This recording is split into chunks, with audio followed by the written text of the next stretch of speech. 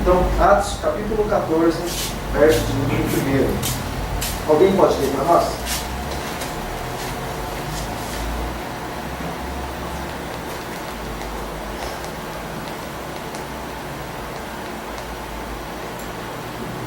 Vou cantar aquele refrãozinho. O silêncio tu está. Mas agora tem que ter voz. E aconteceu que em Icônio entraram juntos na sinagoga dos judeus e falaram por tal modo que uma grande multidão, não só de judeus, mas de gregos. Mas os judeus incrédulos incitaram e irritaram contra os irmãos, os ânimos dos gentios. Até qual? Está no versículo 1 a princípio.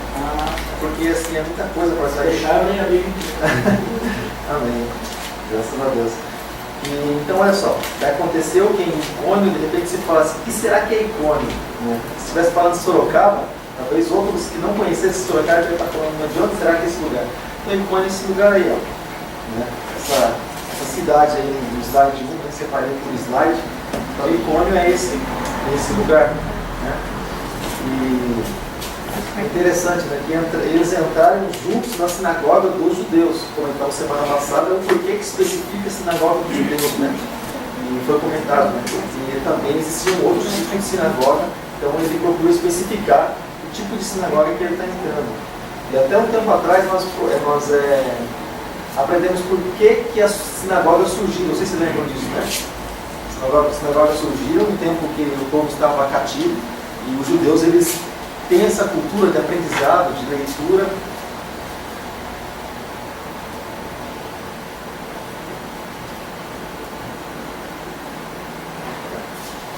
Então eles tinham essa cultura de estar aprendendo mais e mais. Né? E, então eles começaram a aprender. Então eles começaram a aprender como? Nas casas. E às vezes passava aprendendo numa casa, às vezes em outra, eles tinham esse costume de nunca se reunir em uma casa, sempre, por causa das perseguições também. Até que a sinagoga, elas começaram a surgir exatamente por isso. Na sinagoga, normalmente, é um lugar de aprendizado. Eles se reuniam aos sábados na sinagoga para aprender da lei, né, da Torá, que é o que eles estudavam antes, né, os 5 livros de Moisés, estudavam sobre os profetas, enfim. E as sinagogas surgiram a partir daí, então. E por isso que ficou a sinagoga, né? Que era um lugar, vamos dizer assim, praticamente específico para aprendizado. E o templo é o lugar da adoração. Eles iam para adorar e, né, apresentar suas vidas diante do Senhor. Mas aqui então eles entraram juntos, né? Paulo e Barnabé entraram em Icônio. Ou seja, então como que eles falaram? Como que eles falaram na palavra? Porque existe uma questão, existe o lado de Deus, daquilo que Deus quer fazer, com quem Deus quer falar, essa é uma questão. Outra questão é a maneira com que aquilo é passado, a maneira com que se expressa, porque tudo na verdade se expressa. Você mostra uma expressão com o teu rosto, com a boca, eu se matar minhas mãos, eu não falo. Uma raiva, cara, é mania, é costume, né? Você está falando, às vezes o pessoal no trabalho brinca comigo, né? Eu estou falando assim, vem me segura minha mão e fala agora. Fala. Eu não falo, eu tenho dificuldade. Eu estou falando, mostrando, apontando, é assim, natural. Então, existem várias maneiras de se expressar, principalmente quando se fala a respeito da palavra de Deus. Então, eles se expressavam de tal maneira, né, porque é claro que existe a colaboração de Deus, a colaboração do Espírito Santo, em que as pessoas, o que eles fizeram, os judeus, o que eles faziam? Eles criam de tal modo, né, mas também pela maneira com que aquilo era passado, né? Pela convicção que era passada. Porque, irmãos, é diferente quando alguém acontece alguma coisinha, você fala, isso aqui. Agora, quando acontece algo grandioso na nossa vida, o que a gente faz? Qual a expressão? Como é que você vai falar a respeito daquilo? Quando Deus faz uma obra grandiosa, aquilo que você nunca imaginava, você vai falar com entusiasmo, você vai falar de uma coisa maravilhosa que aconteceu na tua vida. Exatamente quando a gente vai falar a respeito do plano da salvação. Esses dias alguém perguntou para a gente, né? Falou, puxa, a igreja não é grande, né? Não é grande, é pequenininho, uma caixinha de fósforo assim, pequenininho mesmo. Não é que, mas vai muita gente. Não, pouca gente também. Não é que, puxa, Só fala com entusiasmo e tal, mas não é porque é do lugar simplesmente ou das pessoas, é do Deus que a gente está falando, porque a gente sabe o Deus que a gente serve, então a gente se expressa dessa maneira. Tenha 10 pessoas, quanto mais tiver, claro, melhor, mas tenha 5, 10, 20 ou 30, a expressão é essa, né? Então essa é a cidade de Icônio. Vamos para o slide 2. Então, irmãos, slide 2. Eu fiz alguns comentários aqui, da cidade de Antioquia. Os valentes do Senhor, Paulo e Barnabé, eram esses que estavam lá em Icônio, né? Seguem 128 quilômetros na direção sudeste ali de Icônio. Foram para essa direção, 128 quilômetros para chegar nesse lugar. Lembrando que na época não tinha táxi, não tinha avião, não tinha ou cavalo ou a pé. Então tudo era difícil naquela época, muito mais difícil do que nos nossos tempos, nos dias de hoje. Qualquer questão, irmão, você levanta sua mão, tá bom? Você pode interromper a hora que você quiser, perguntar o que você quiser, você fica à vontade. Então eles andaram 128 quilômetros em direção sudeste, né? A Icônio, a antiga cidade da região da Frígia, se lembra? Nós comentamos também sobre esse assunto. Parece que até a gente mostrou uma foto dessa cidade, né, desse lugar, Frígia, e sobre a regência dos gregos, né? Então, foi transformada em uma cidade, né, estado sob a administração romana, lembrando o que era Roma antes, né? O império forte que era Roma. Roma praticamente dominava na época. E a aflição, uma das aflições dos judeus era essa, era Roma.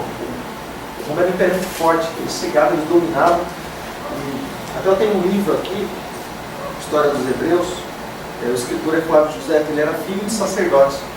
Ele teve até uma atriz com os judeus da época, porque ele sendo judeu também, ele foi levado cativo, foi levado preso, prisioneiro, e teve uma certa liberdade, né? Porque ele colaborou, é claro, então teve uma certa liberdade. Então ele fez vários escritos a respeito de revoluções, histórias que aconteceram na época, né? Mas é interessante, então o que eles faziam? Eles chegavam e dominavam, levavam preso e trabalhavam para eles como escravos e serviam a eles. Então Roma sempre dominou. E se você parar para olhar nos nossos dias, não é diferente. Porque quando vai se chamar, por exemplo, autoridade religiosa, que representa os cristãos, quem é que chama? Chama algum pastor? Chama algum bispo, alguma coisa da igreja evangélica? Não chama. Chama o senhorzinho lá de Roma, o Chiquinho, lá de Roma, é ele que chama. Ou seja, por aí que a gente entende, que a gente percebe, quem domina ainda hoje, quando se fala a respeito de religião, né? Roma. Então isso ainda acontece por trás das cortinas de uma maneira camuflada, para querer dizer que não tem acepção, mas a gente sabe que existe isso, mas ainda isso acontece nos dias de hoje ainda. Comentei com os irmãos tempo atrás, tem cidades que não é o prefeito que manda, não é? Quem dá a última palavra é o padre, em umas cidades. O padre fala uma palavra, se ele falar que não, não. Então, acontece muito isso, em muitos lugares aí. A prova parecidinha ali mesmo, para fazer alguma melhoria no bairro, tem que ter o avô para fazer. Aqui na Aparecida? Ele é tombado, histórico, né, para a igreja católica. Então, tudo que vai fazer precisa ter uma aprovação que ele tem. Sim, não é bem. É mais perto da gente do que parece, né? O nome já leva, do bairro já leva o nome da tal, né? Aparecidinha. Então o nome assim tem íntimo, né? Cidinha, né? Aparecidinha. Tem Aparecidona lá e Aparecidinha aqui perto de nós. Mas, então, fala um pouco aqui a respeito da agricultura, a respeito do comércio, como era aquela região, né? Deixa eu passar aqui para o slide 3. Então, em Icônio, o nome do lugar, dá nome na língua, né? Em Icônio, os apóstolos eles tiveram que sair, só fazer um resumo daquilo que a gente vai estar falando. Os apóstolos, Paulo e Barnabé, eles tiveram que sair devido a uma perseguição levantada por judeus, né? Decorrente com a palavra ministrada na sinagoga daquela cidade, durante a primeira viagem missionária de Paulo. Então, a primeira viagem missionária de Paulo já começou aí algumas perseguições, algumas questões, que se levantaram. E aí eles poderiam até dizer assim, né? Ou talvez Paulo poderia dizer, ou Barnabé até mesmo, estão fazendo a obra de Deus em perseguição, em assolação. Mas você lembra que nós lemos na abertura do culto? Olha só, vou só reler para você. Em Mateus capítulo 5, verso 11, está escrito assim: bem-aventurados sois vós quando vos injuriarem e perseguirem e mentindo disserem todo mal contra vós por minha causa. Exultai e alegrai-vos, porque grande é o vosso galardão nos céus, porque assim perseguiram os profetas que foram antes de vós. Então, na verdade, eles não tinham motivo nenhum para estar entristecidos pela perseguição e pela injúria que nós vamos ver daqui a pouco. Porque eles estavam fazendo por reino de Deus. Então, tudo, na verdade, que acontece, ainda que seja os problemas que existem aos nossos olhos, na verdade, a gente é difícil, né? Mas a gente tem que se alegrar porque a gente está fazendo para o Senhor. Quando é para a gente se entristece mais. Então, o que você faz para o Senhor, você sabe que Ele está no controle. Deus, Ele é Deus do sim e Ele é Deus também do não. Se Deus disser que não, porque Ele tem um plano, Ele tem um propósito. Em todas as coisas, Deus tem um propósito, né? Então, apesar de não haver, né, menção do nome durante a segunda viagem missionária do apóstolo Paulo, segundo alguns estudos, provavelmente ele tenha passado também por essa cidade, em uma das suas visitas, né? E possivelmente também, né, nas outras viagens. E assim como também, né, diz, confirma lá em Atos capítulo 16, verso 6, a gente vai chegar lá também, né? Deixa eu só passar por 3 para terminar o comentário. Então, atualmente, às vezes a pessoa pergunta assim, mas e Icônio, né? Hoje não existe Icônio. Então, olha aí, atualmente, a moderna Icônia, que era a antiga Icônio, né? Passou a ser chamada de Icônio, ela está localizada no território central da Turquia e é habitada por cerca de 742.690 pessoas, habitantes. Isso foi no ano 2000 que foi levantado isso, né? E é a capital de uma grande província. Então, querido, e a maior província toda. Então, isso aqui é a cidade atual. É a cidade antiga, né? E essa aqui é a cidade atual. Muitas reformas, algumas mudanças, né? Mas essa é a cidade. Até aqui tudo bem? Aí é só para esclarecer algumas coisas. Então, sinagogas, vou passar por cima. Sinagoga, voltando, né?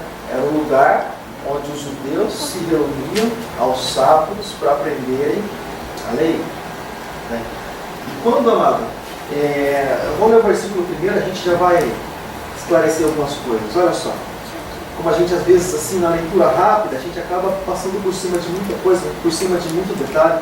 Aconteceu que em Icônio entraram juntos na sinagoga dos judeus e falaram de tal modo que creu uma grande multidão, não só de judeus, mas também de gregos.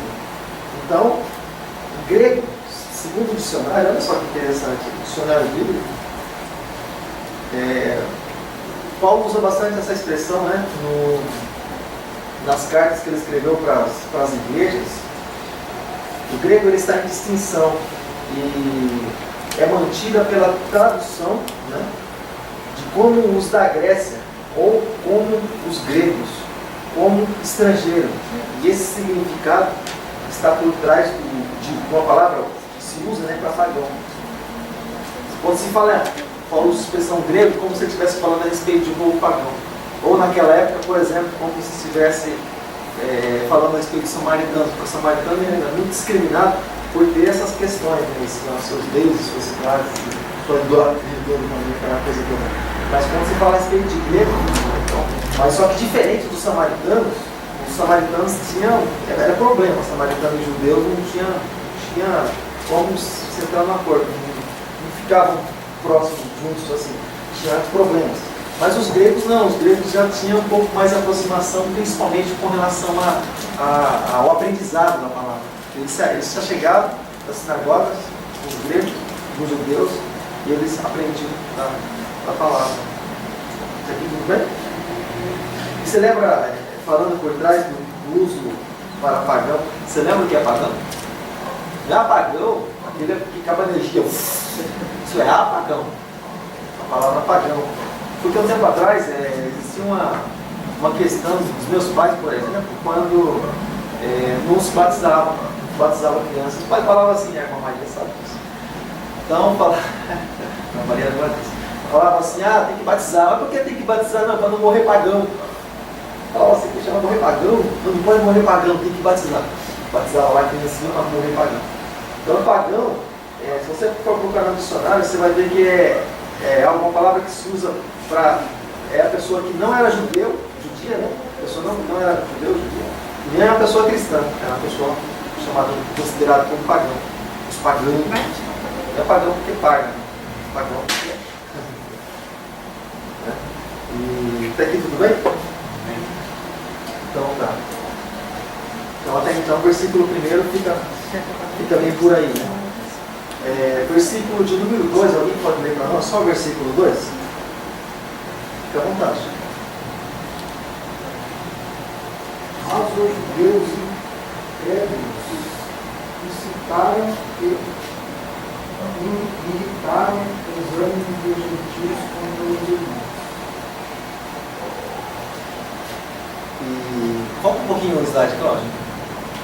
Só para fazer uma pergunta para os irmãos, antes dos irmãos verem. É isso mesmo, é só antes dos irmãos verem. Então olha só que interessante. Como a gente lendo, alguém tem uma tradução diferente, por exemplo, do linguagem de hoje, alguém tem? Se alguém puder ler na linguagem de hoje, se alguém tiver.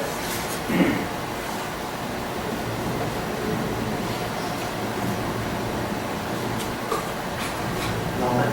Então tá. Olha só aqui, quando a gente simplesmente faz a leitura. Mas os judeus incrédulos incitaram e irritaram contra os irmãos, né, os ânimos dos gentios. Interessante, mas então, onde que eu posso aproveitar disso? Então, os judeus incrédulos, eles irritaram contra os irmãos. E olha só, o que é incrédulo? Alguém pode dizer para mim o que é incrédulo?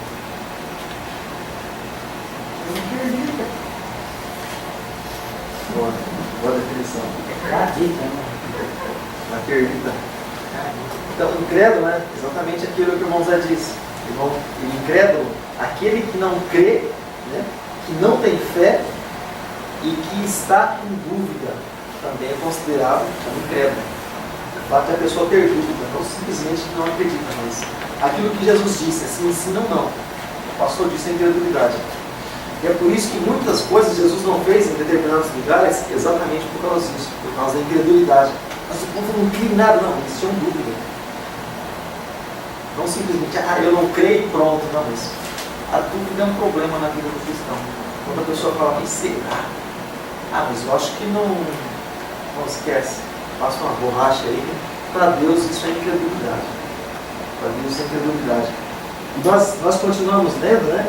E depois disso, eles incitaram. Incitar? O que seria incitar? Né? Incitar é impedir, desafiar ou provocar, ou enfurecer. Pode passar, pode. Vocês. E agora, continua dizendo, não incitaram, né? Contra os irmãos, os ânimos dos gentios. E o que é gentil? Agora você pode falar.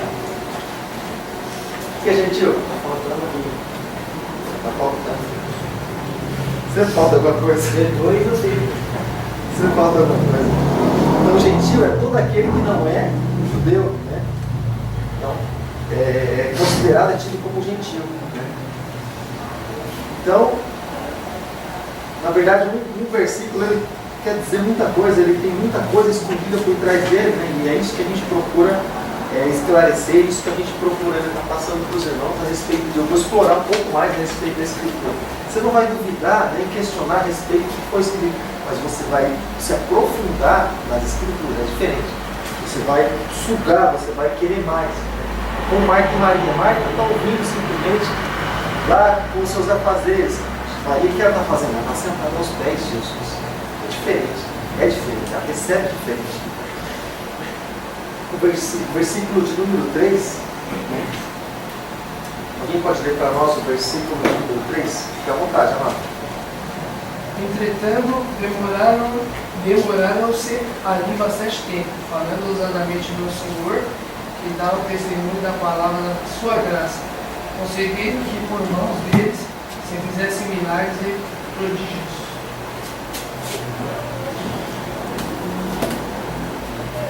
Então, quando se fala a respeito de estar em determinado lugar, né, como eles estiveram, né,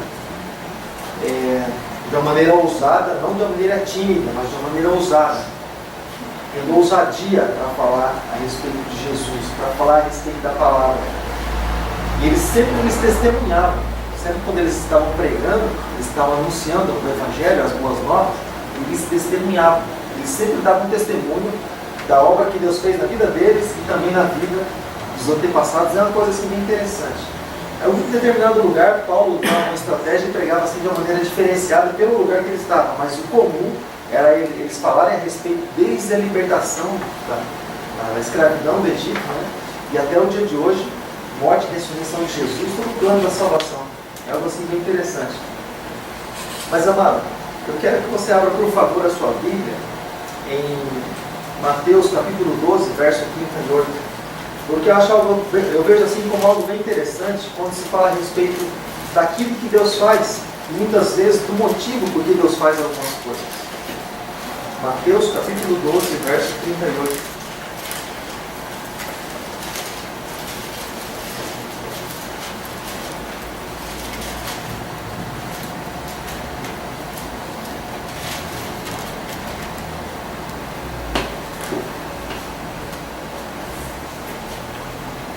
Você encontrou?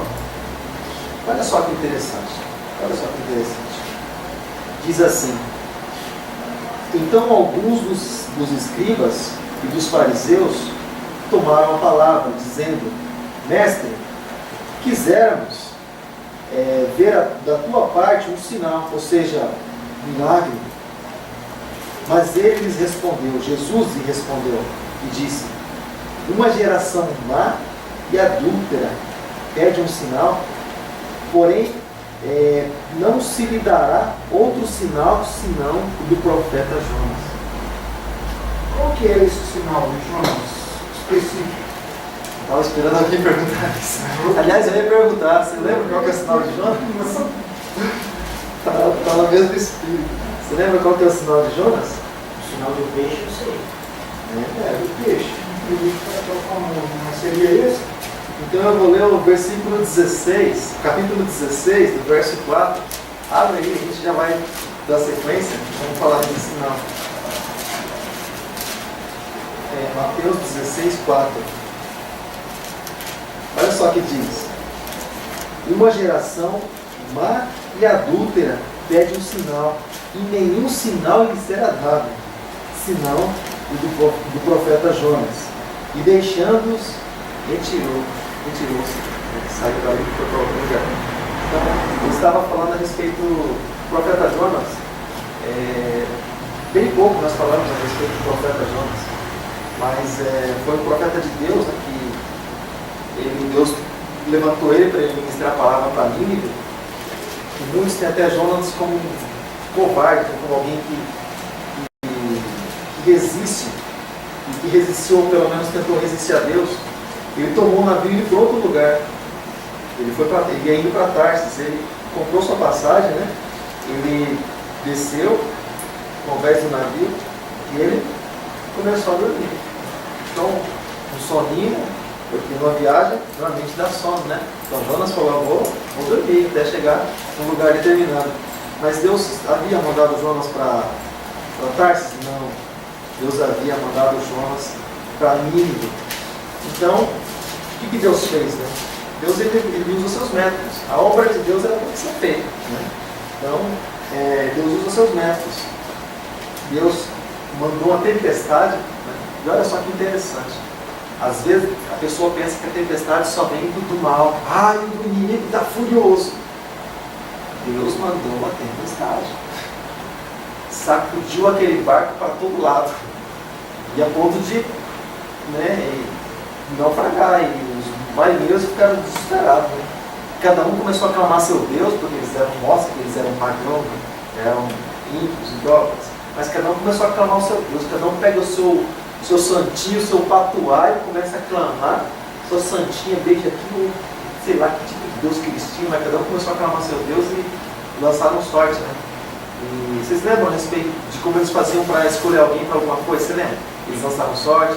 Na época também se usava o ninho, aquela coisa toda, né? Para saber a respeito da vontade de Deus. Enfim, esses métodos aí. Mas eles lançaram sorte. E a sorte caiu sobre Jonas. Mas o cidadão desceu até o porão do navio, encontrou Jonas e falou assim: quem é você? O que você está fazendo aqui? Aí teve uma conversa toda, enfim. O problema era Jonas. E Jonas disse assim: não, me lance no mar e a tempestade vai cessar. Aí eles pediram perdão por aquilo que eles iam fazer, porque lançar homem no mar revoltado, né? Então pediram perdão por ele. E aí lançaram Jonas no mar, porque o problema era Jonas, a desobediência de Jonas. Então, ou seja, a desobediência de Jonas causou um problema também para os que estavam próximos, então afetou. Né? E lançaram Jonas, aí veio o peixe de Jonas e lançou ele. Depois que Jonas se arrependeu daquilo que ele tinha feito, clamou a misericórdia de Deus, Deus vomitou ele, né? Em determinado lugar. Enfim, ele foi parar no lugar, no mínimo lugar onde era preparado, no lugar onde Deus havia determinado. Mas a questão é que Jonas ficou 3 dias no ventre do peixe. Simbolizando, Jesus ficou 3 dias no ventre da terra. Embora a sepultura de Jesus não era, né, como as sepulturas de hoje, eram 7 palmos para baixo da terra, mas era a sepultura cavada na rocha, né, feita na rocha. Mas é como se ele estivesse no ventre da terra. Né? Então, ele fez essa comparação, como quem diz assim, traduzindo, né? Jonas ficou 3 dias no ventre do peixe. O único milagre que vocês vão ver é que eu vou ficar 3 dias no ventre da terra e vou ressuscitar. Jonas como se tivesse ressuscitado. Né? E por que muitos criticam Jonas? Porque Jonas não cumpriu o propósito. Agora, muitas vezes, nem quem critica Jonas, muitas vezes cumpre o propósito. Porque Nínive não era a cidade onde as pessoas eram humanas. A Bíblia diz que estudos dizem que Nínive era um lugar onde as pessoas matavam, onde as pessoas eram violentas, onde as pessoas eram pessoas duras de coração. Então o que aconteceu? Ele já temeu isso, né? Chegou para lá, eu vou ser mais um. É como, por exemplo, quando você olha para aproveitar que nós entramos nesse assunto, quando você olha, por exemplo, para Sadraque, Mesaque e Abednego, né? Depois dos nomes pagãos deles, né? E quando, por exemplo, o rei ele diz assim, porque tudo tem um porquê, irmãos.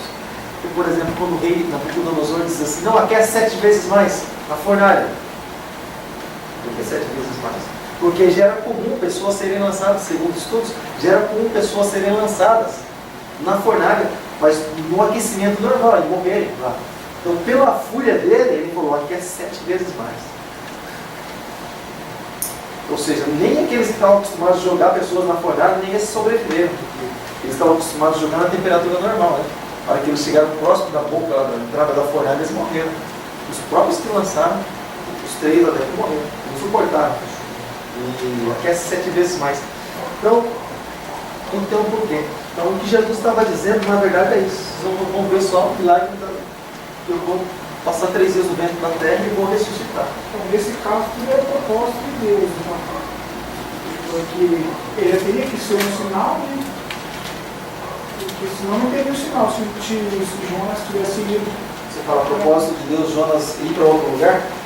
Tentar ir. Porque nesse caso, seria uma desobediência de Jonas. Mas ele falou também, ele ainda poderia ser julgado por isso ainda? Ou Deus já tratou disso? Então, Deus cumpriu o propósito na vida de Jonas. Deus cumpriu.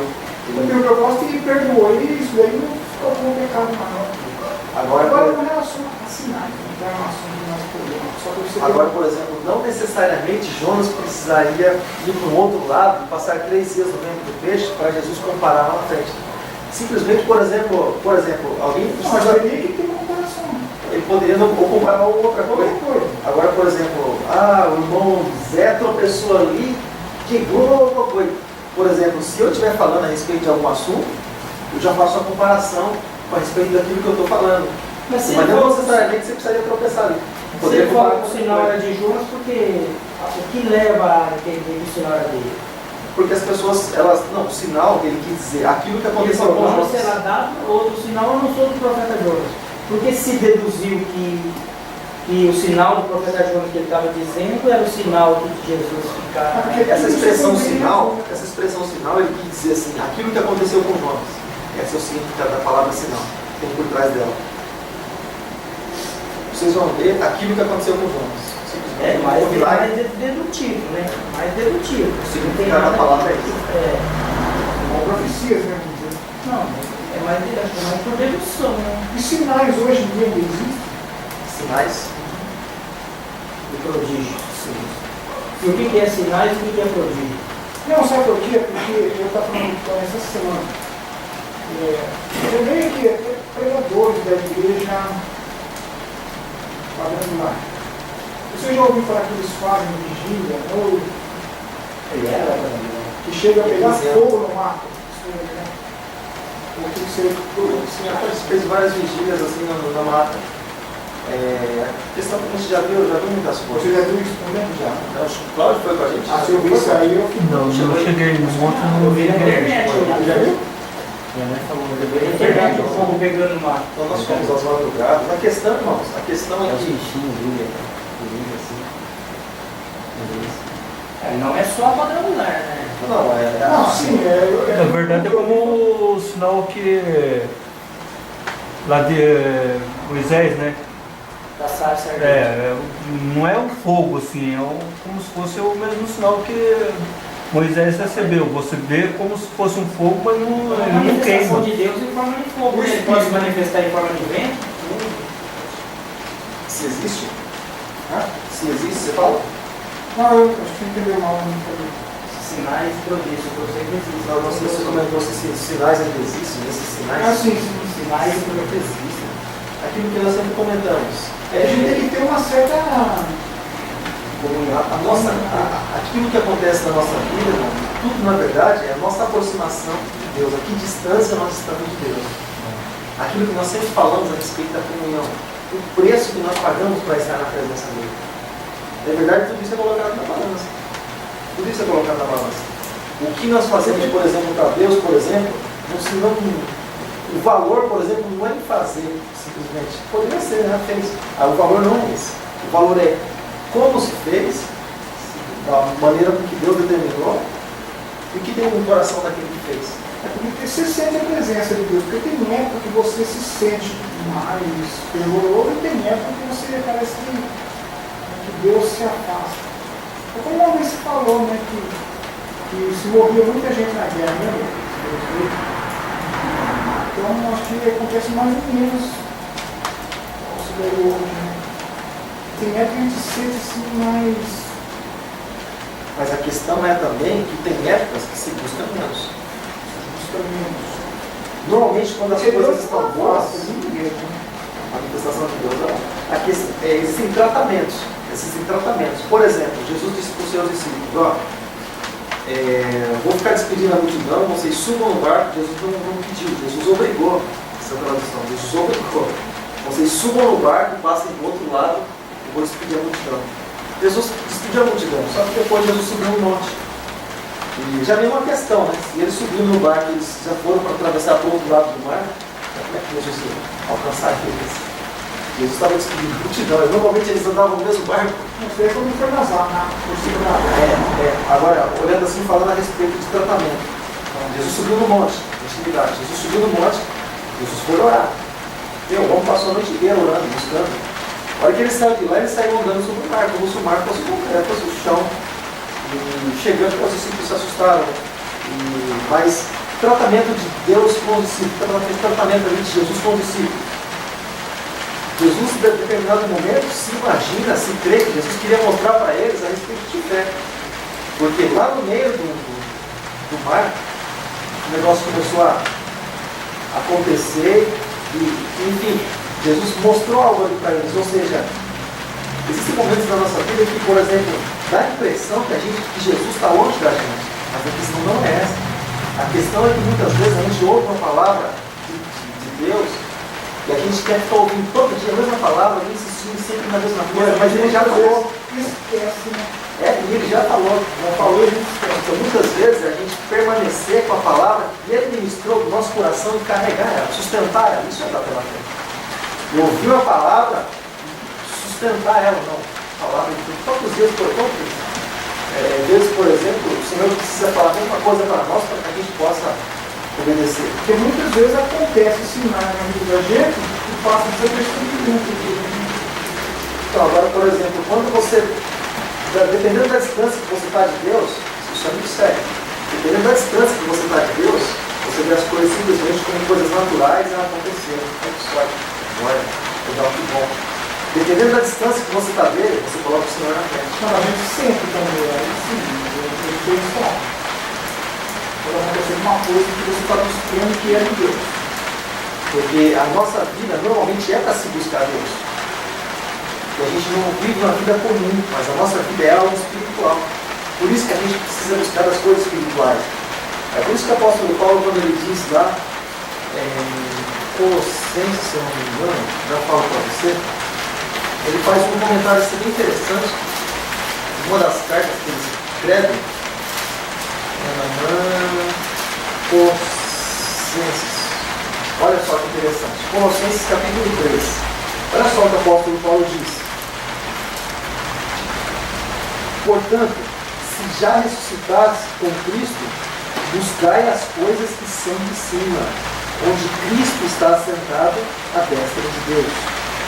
Pensai nas coisas que são de cima, e não nas que são da terra, porque já estáis mortos. Aqui ele está falando morto do pecado. Porque já estáis mortos, e a vossa vida está escondida com Cristo em Deus. E aqui ele começa a falar para a gente mortificar nossa carne, deixar a natureza humana de lado, buscar as coisas espirituais. É isso que ele está dizendo.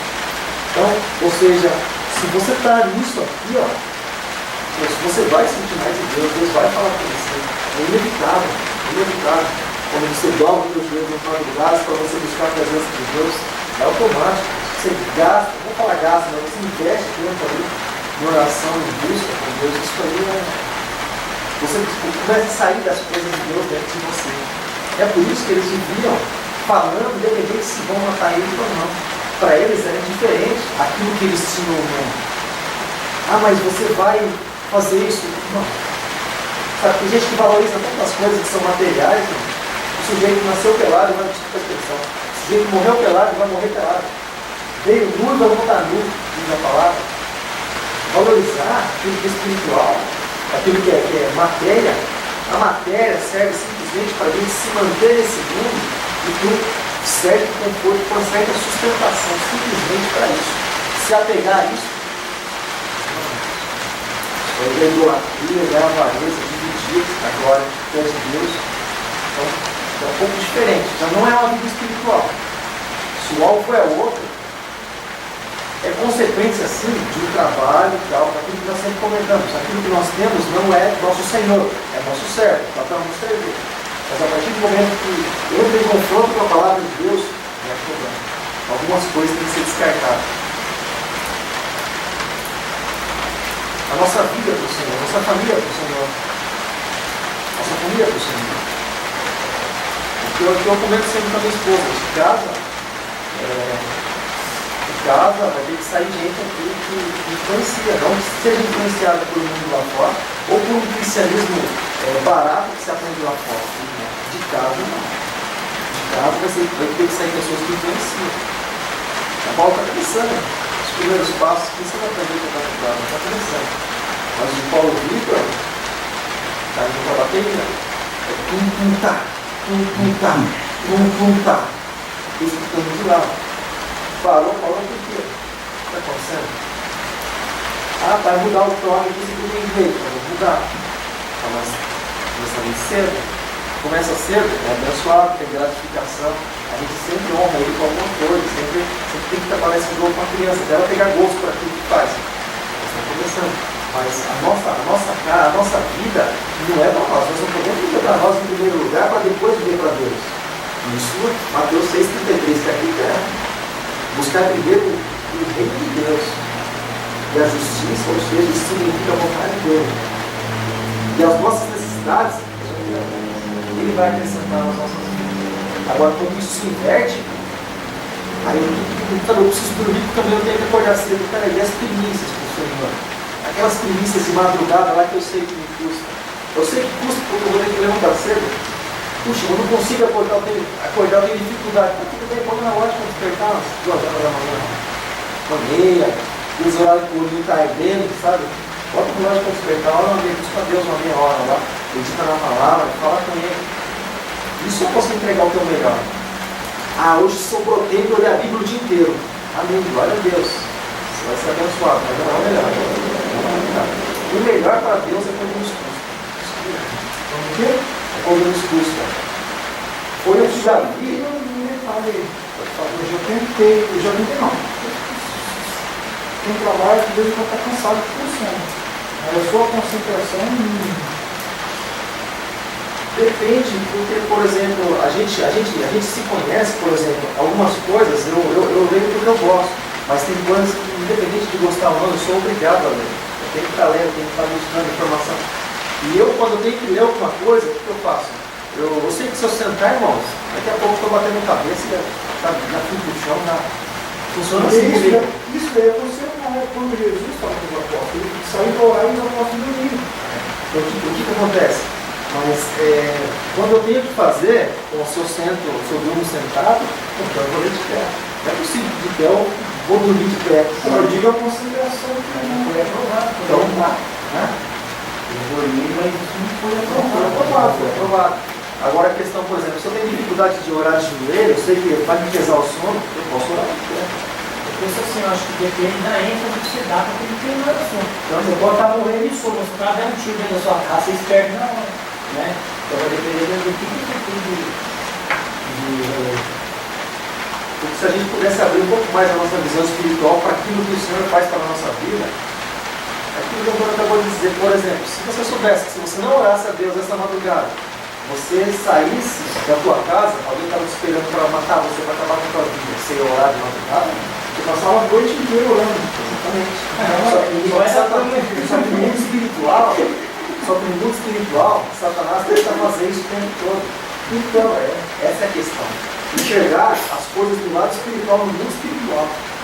Porque a nossa vida é mais real, olha só, a nossa vida é mais real no mundo espiritual do que no mundo físico. Porque primeiro Deus criou o espírito, para depois criar a matéria. Então antes de acontecer no mundo físico, eu refletir no mundo espiritual. Então é sério, é sério. Então muitas vezes a pessoa tem dificuldade de acreditar nas coisas espirituais. Está longe de Deus, longe do propósito da palavra. Jesus, se você parar para analisar, ele confrontava Satanás ali o tempo todo. Não só na tentação, mas o tempo todo. Até quando Pedro, sendo usado por Satanás, Jesus falando do plano da salvação, né, do que ia acontecer, não, vou entregar, o filho do homem vai ser entregue na mão dos pecadores e tal. Pedro falou, não, Senhor, não vamos deixar fazer isso com o Senhor, não. Jesus olhou para ele e falou assim, Jesus podia falar assim para ele, não, Pedro, vai ler a lei lá, vai ler a palavra. Aí o propósito é esse, Jesus podia falar assim. Jesus olhou para ele e falou para trás e viu Satanás. Você que conhece as coisas dos homens. Ou seja, mas a intenção de Pedro era boa, né? Agora, ele não conhecia as coisas espirituais. Mas aí no caso, Jesus sonha o coração, né? Quer dizer, não sabe o que estava pensando lá, não.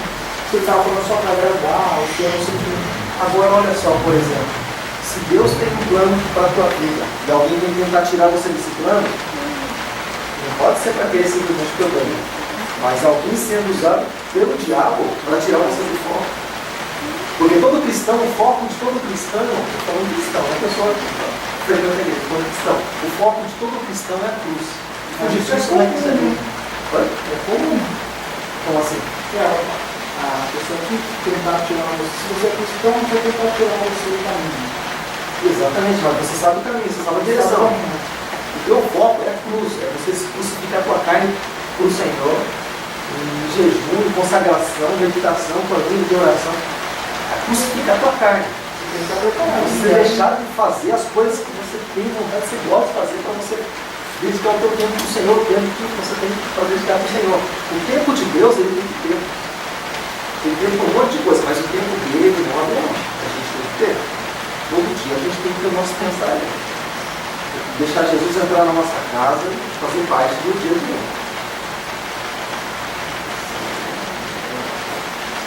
Porque se ele não entrar, outra coisa entra. As coisas do mundo vão entrar.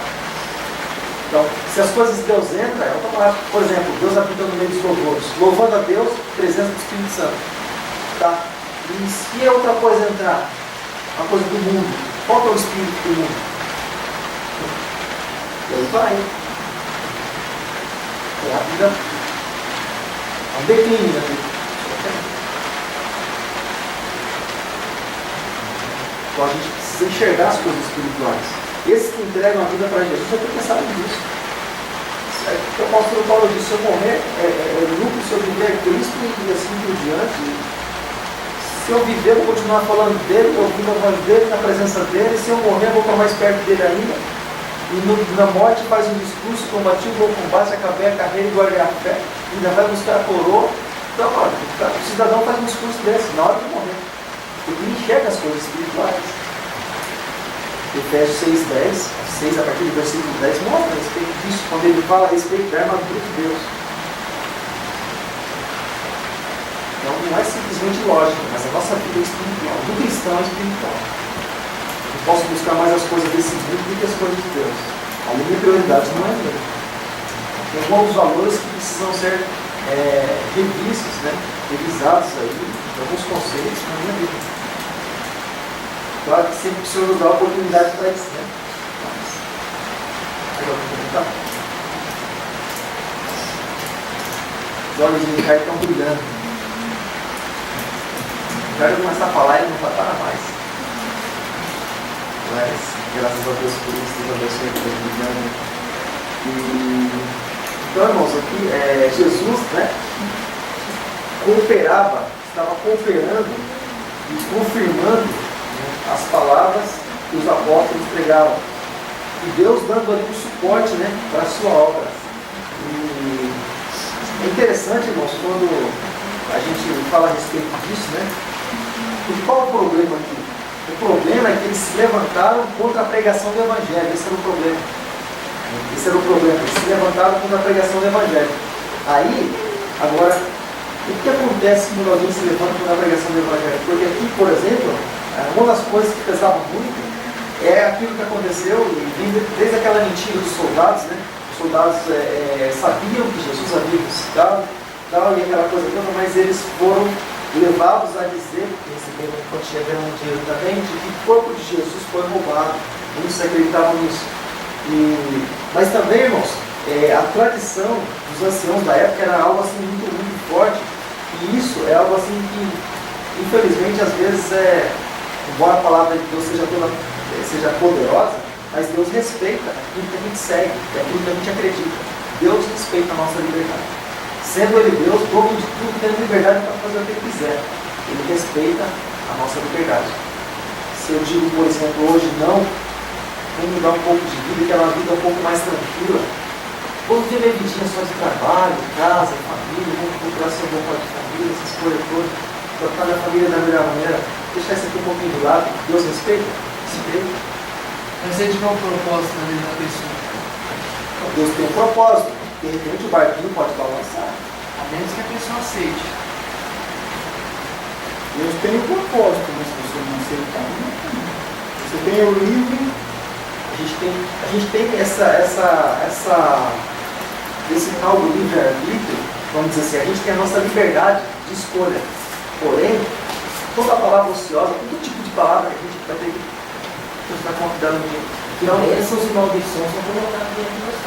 Diante de nós, agora a gente tem essa liberdade de escolha, mas a escolha que nós fizermos é como se como está escrito lá, a gente lança o pão sobre as águas. A gente vai encontrar a resposta daquilo ou o fruto daquilo lá na frente. Tem liberdade de escolha. Por exemplo, a pessoa que não conhece a Jesus tem liberdade de escolha. Se ela quiser Jesus, amém. Se ela não quiser, não também. Ela tem essa liberdade de escolha. Mas a condenação e o lago de fogo está esperando ela lá na frente. Existem pessoas já predestinadas a servir a Deus e outros não, ou basta ter a vontade? no caso de pessoas, por exemplo, desde o ventre da sua mãe já te conhecia, já te consagrava, né? Um predestinado a servir a Deus. Existem, assim, nas outras pessoas também isso? Não. Se a gente falar a respeito de predestinação dentro do próprio ventre, desde o ventre, vamos dizer assim, a gente vai falar a respeito de Deus, de um Deus que faz acepção de pessoas e Ele não faz. A gente, por exemplo, muitas coisas colaboram e cooperam para que isso aconteça. Então, destino adiantado. Predestinação é um destino adiantado. Por exemplo, o meu destino, predestinação do mundo está predestinado aqui no inferno. O destino adiantado dele. Se o sujeito morreu hoje, ele vai para o inferno. Se ele morrer daqui a 100 anos, vai para o inferno do mesmo jeito. O destino de quem está no mundo não está debaixo de maldição.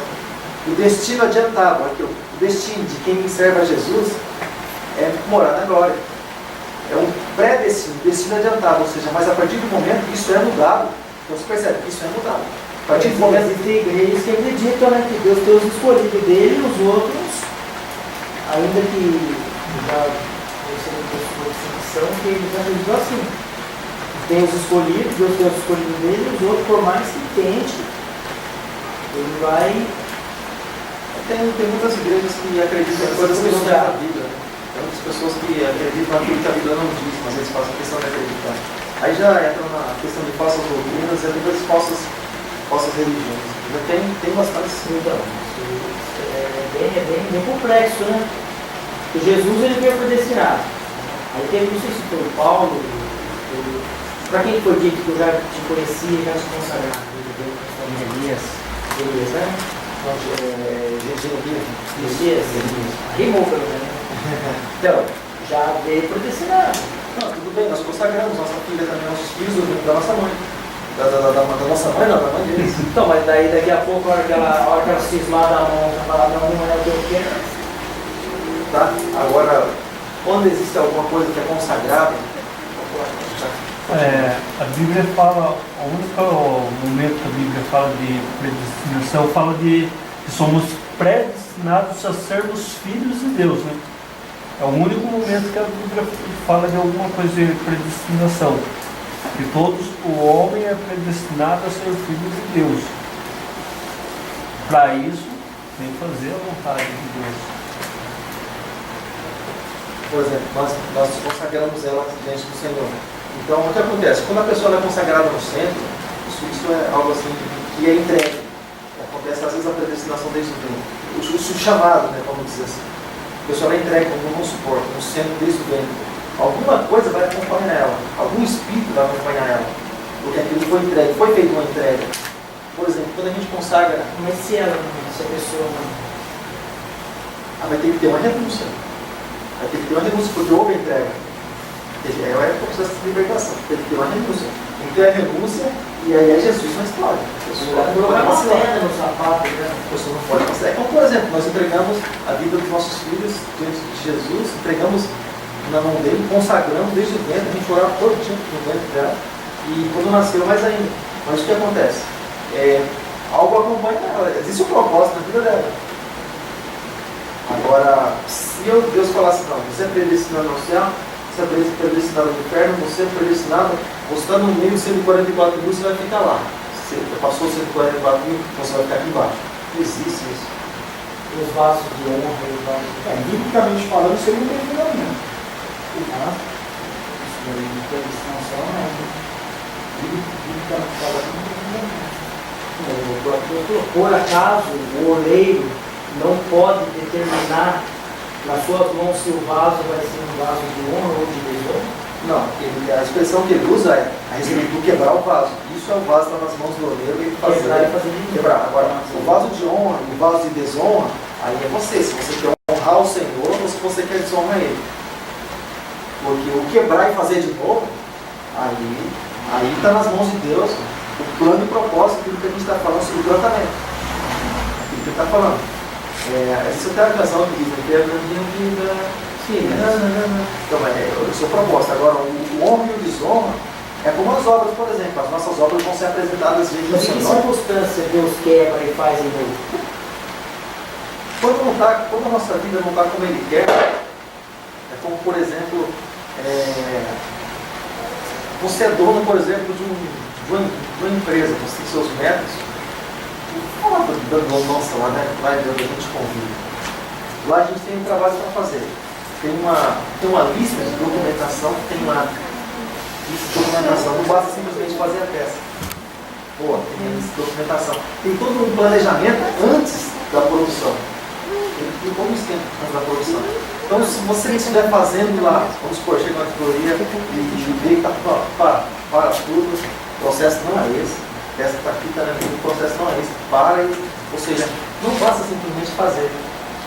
Não basta simplesmente fazer, mas a maneira com que o que está lá em cima ele quer que seja feito. Aquilo que nós comentamos várias vezes, não basta simplesmente construir uma arca, a questão é como é que ela foi feita. Padrão, regra, para nós a regra é essa.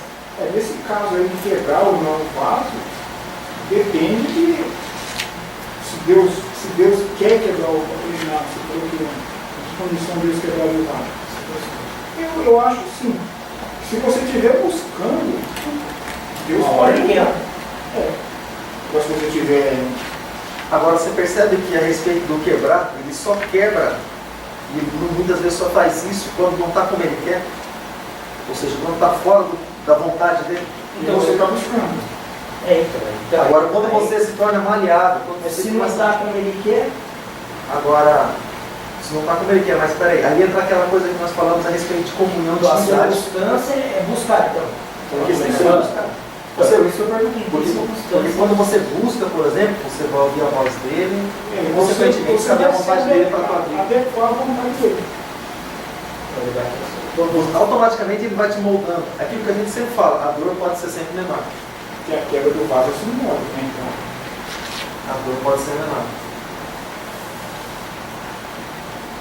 Possível. 9 e 10. Só para terminar esse versículo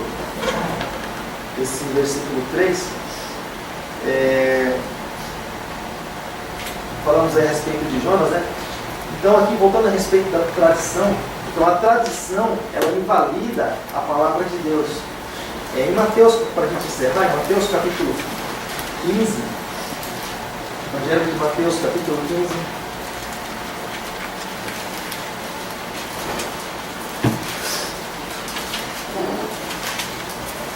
Capítulo 15.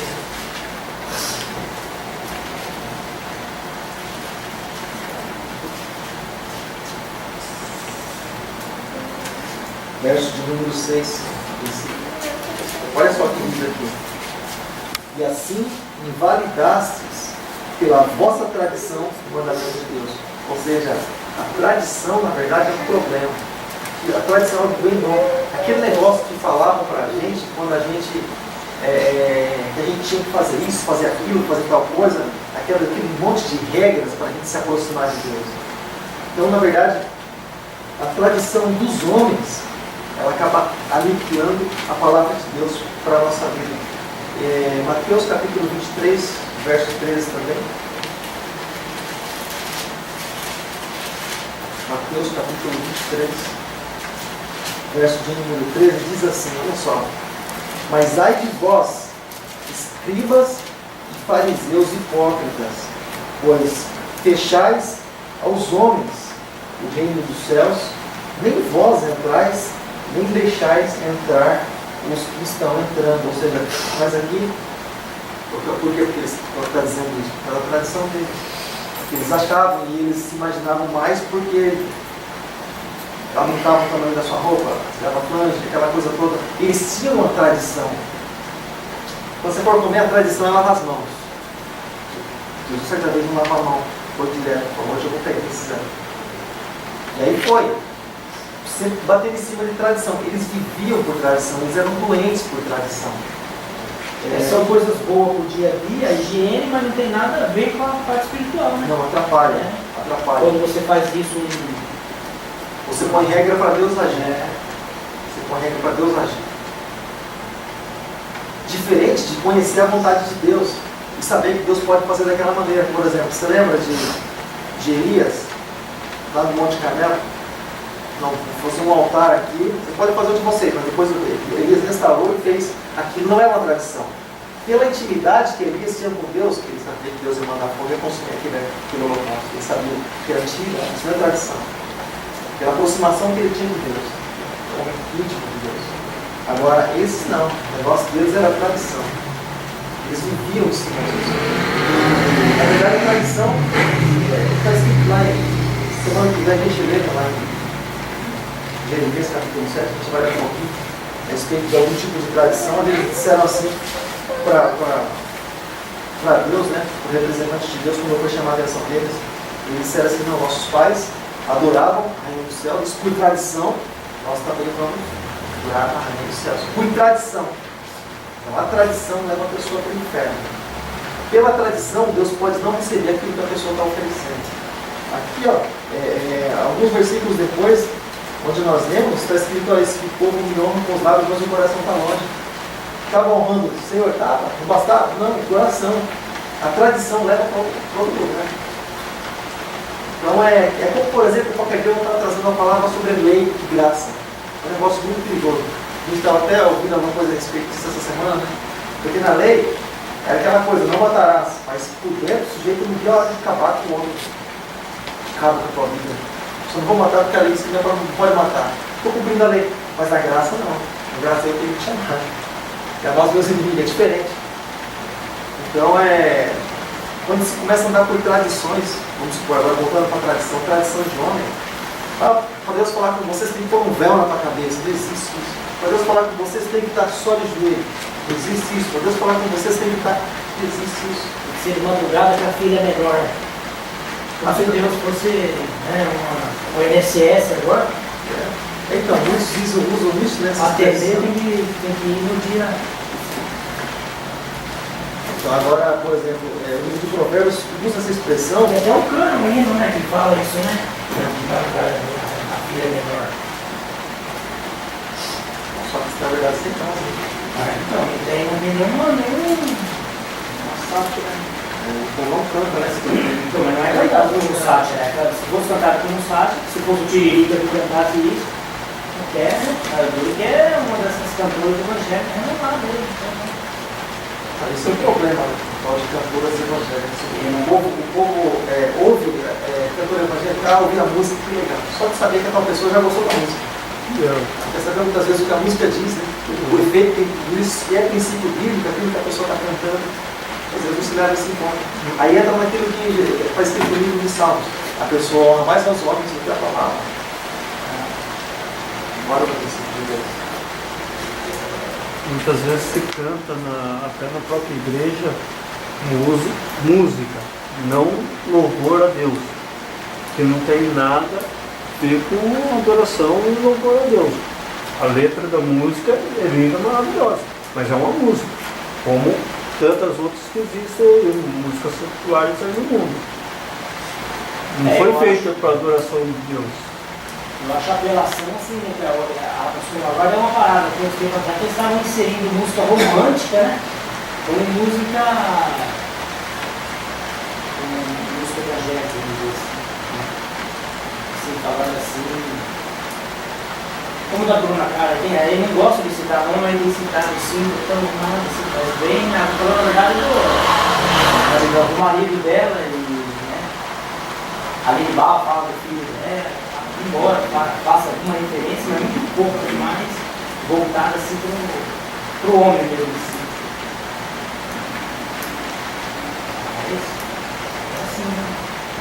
Assim, por isso a gente tem, nas nossas orações, a gente tem que pedir discernimento, né? Discernimento é muito importante, né? Para você saber aquilo que vem de Deus e aquilo que não vem. Porque Jesus diz que as minhas ovelhas conhecem a minha voz e não vão atrás do outro, né?